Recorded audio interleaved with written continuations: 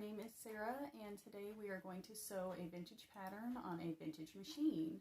So about a year ago, my husband and I started a vintage sewing machine collection, and I also have some vintage patterns, and my husband said, you know, you've got so many patterns and so many machines, why don't you sew a vintage pattern on a vintage machine? So that's what we're going to do today. This is the Simplicity 5891. It is from 1965, and this is the Singer model 337, which is either from 64 or 65. It's kind of hard to date some of them. So that's what we're going to do today, is we're going to sew this. Alright, so what we have here is just a layout of the fabric and pattern and cat to make sure I had enough fabric for this pattern. Someone had actually cut out this little magazine piece with a very similar dress. It was inside with a pattern when I got it at a thrift store, so I thought that was pretty cool, but it looks like we should have enough fabric, so we'll see what we can do. Alright, so we are almost ready to sew. We've got our pattern marked anywhere that it needed to be marked, like these darts on the bodice front.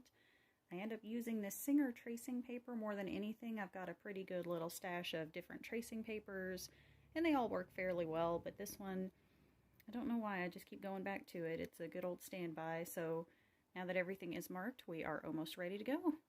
Alright, so on this machine, I did need to get some bobbins, and luckily one of my other vintage machines came with a pack of 66 class bobbins, and I found that in the manual for this machine. It takes those type of bobbins. So what you're going to do is put the thread up here, wind it down here, all the way down to the tension disc, and then back up to this little lever here.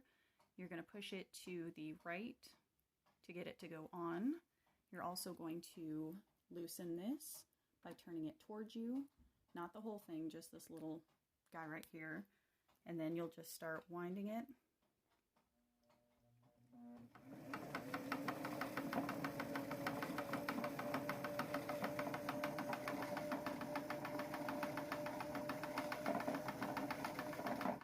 And there you go. Once you are done with that, you will have a full bobbin, and then you'll be ready to sew.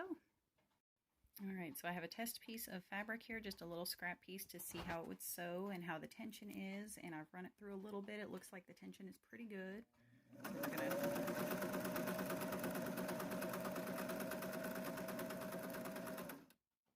So far it looks pretty decent. There's not a lot of tension issues here. I did mess with it a little bit once I got it threaded.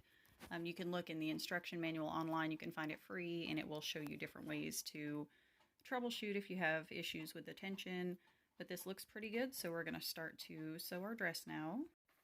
Alright, so I'm a little nervous to try this because I've not tried anything that's this light and airy.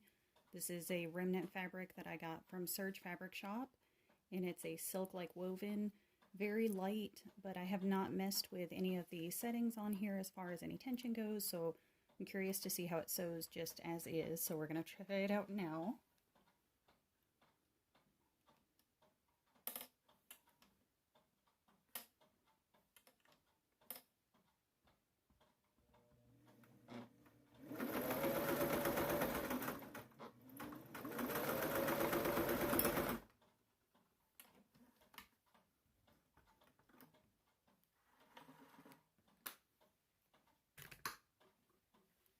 Alright, actually that did pretty well. The tension looks really, really good as far as it's very balanced on both sides.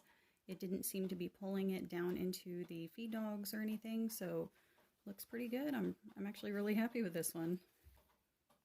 Alright, so we did hit a little snag. This is the neckline facing. It's going to go inside, so you're not going to really see it, but you're supposed to sew 1/4 inch away from the edge and then fold it in on itself and then sew it down again, and it would make a nice finished edge.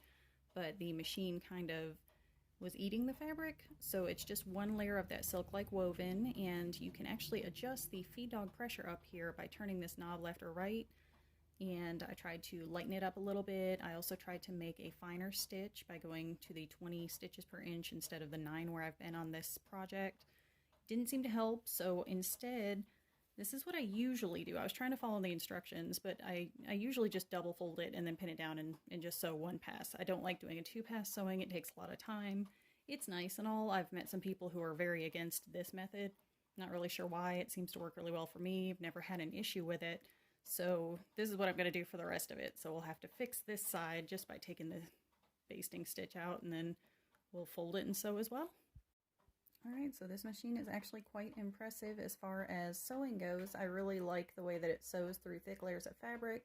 This fabric is not super thick. It's kind of got a little stretch to it. I got it at the thrift store, so I really don't know what the fabric content is. It's just a little Swiss dot fabric, and but it's going through 5 layers of this like butter. So it's actually very impressive as far as how it's sewing layers. These are some of the pleats on the skirt, and they overlap in a few places, and it's just gliding right through.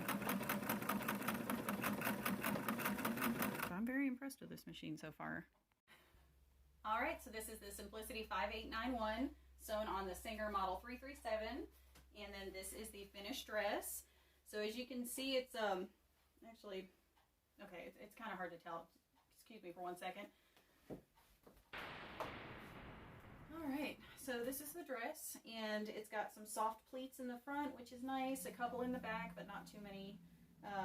It's got a facing. I'm not a big fan of facings, but I went ahead because I was trying to follow the pattern, and I hand stitched it down so it would lay down flat. You can tie this in a bow. I tend to like to use a little stick pin because it's got some, I use some interfacing in there, so it's a little bit stiffer than like your traditional pussy bow top. So I usually put a little stick pin and kind of do a tie look. And then it's got a little collar and some little 3/4 sleeves. The hem is pretty nice. It's not too long. I like just under the knee. I think that's pretty vintage, retro looking, if you will. So overall, it's a really good fit. Maybe a little loose in the armpits, but you can move well. So I think that's pretty good. It's a pretty good dress. The machine sewed beautifully. So if you like that, let me know in the comments below. I have other vintage machines and vintage patterns, so you may see one of those coming up in the future. Thanks for watching.